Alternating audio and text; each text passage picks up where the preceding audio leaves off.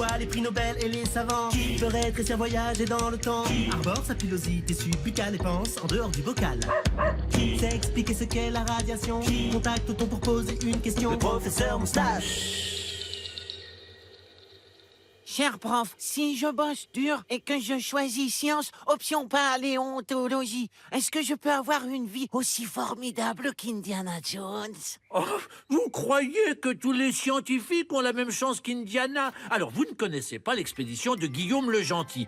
En 1760, ce sympathique astronome eut une super idée. Mère, je pars aux Indes observer le passage de Vénus devant le Soleil. Prudent, il se mit en route 1 an avant la date de l'événement. À l'époque, sans le canal de Suez, un tel voyage était très long. Si long que le fameux jour du passage de Vénus devant le Soleil. Le Gentil était encore en mer, où il était impossible de faire des mesures correctes. Aïe! Heureusement, le Gentil était du genre optimiste. Je vais attendre ici le prochain passage de Vénus. Dans 8 ans.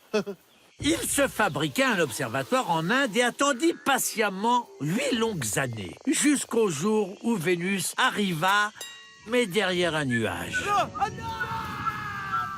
Ça, c'est de l'expédition bien pourrie.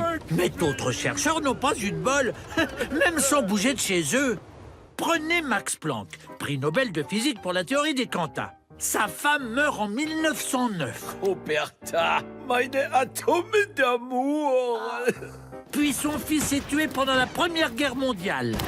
Tiens, ça c'est pour l'Alsace. Ensuite, une de ses filles jumelles meurt en couche. Rosa, pourquoi dans cette tenue? Enfin, en 1944, une bombe tombe sur sa maison et brûle tous ses carnets de recherche. Et ça, c'est pour la Lorraine.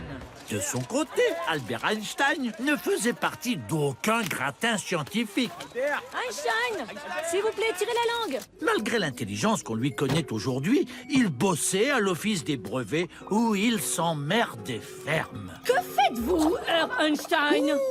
Une grosse idée. Pour s'occuper, il écrivait des articles scientifiques, comme celui intitulé « Des fluides des pailles », qui passa totalement inaperçu, éclipsé par celui de Planck sur les quantas, publié dans la même revue. Même après avoir écrit sur la théorie de la relativité restreinte, on lui refusa sa demande pour être prof du secondaire. Quelle loose! Vas-y, bouffon. C'est faux les foires, tous les losers que la science a engendrés. Tapez Tu mourras moins bête sur arte.tv. Avec ça, c'est sûr, vous mourrez relativement moins bête. Mais bon, vous mourrez quand même.